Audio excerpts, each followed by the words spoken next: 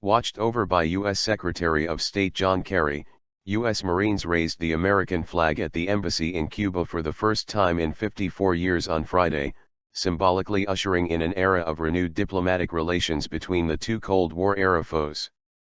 3 retired Marines who last lowered the flag in 1961 participated in the ceremony, handing a new flag to the Marine Color Guard, which raised it on the grounds outside the embassy building on the Havana seafront. Kerry, the first U.S. Secretary of State to visit Cuba in 70 years, told the ceremony it was obvious that the road of mutual isolation and estrangement that the United States and Cuba have been traveling is not the right one and that the time has come for us to move in a more promising direction. The symbolic event took place 8 months after Havana and Washington agreed to restore ties and nearly 4 weeks after the United States and Cuba formally renewed diplomatic relations and upgraded their diplomatic missions to embassies. While the Cubans celebrated with a flag raising in Washington on July 20, the Americans waited until Kerry could travel to Havana.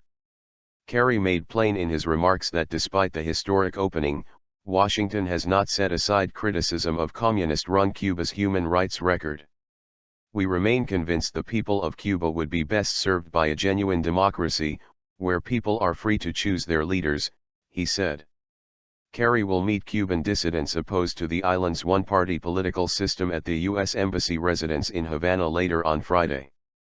But dissidents were not invited to the morning flag-raising in deference to the Cuban government, generating criticism from opponents of U.S. President Barack Obama's opening to Cuba. Critics of Obama's move, which seeks to end decades of U.S. isolation and was announced last December in a landmark agreement with Cuban President Raúl Castro, complain the Cuban government has made no concessions in exchange for diplomatic ties. It is shameful that on the grounds of our embassy in Havana, the Cuban regime can dictate to the United States government who may or may not attend the ceremony, Bob Menendez, a Cuban-American senator from New Jersey, said in a statement. Overnight, workers attached a sign reading Embassy of the United States of America above the entrance of the building, accompanied by a U.S. seal. 3 classic American cars like those that still ply the streets of Havana were parked on the street behind the podium where Kerry spoke, a 1955 and a 1957 Chevrolet Bel Air and a 1959 Chevrolet Impala, from the year of the revolution that brought Fidel Castro to power.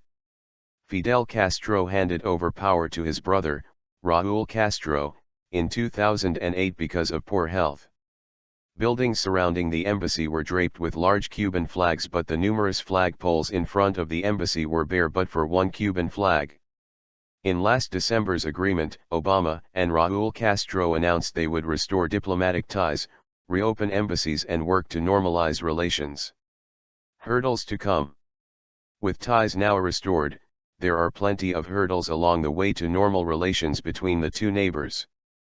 Cuba wants the United States to end its economic embargo of the island, return the U.S. naval base at Guantanamo Bay in eastern Cuba and halt radio and television signals beamed into Cuba. The Americans will press Cuba on human rights, the return of fugitives granted asylum and the claims of Americans whose property was nationalized by Fidel Castro's government. President Dwight Eisenhower severed diplomatic ties with Havana as relations soured soon after the 1959 Cuban Revolution. The 7-story building in Havana and Cuba's mansion in Washington were closed from 1961 until 1977, when they reopened as interest sections. Obama has defended his move to open up to the Caribbean islands, saying Washington's long policy of trying to force change through isolation did not work.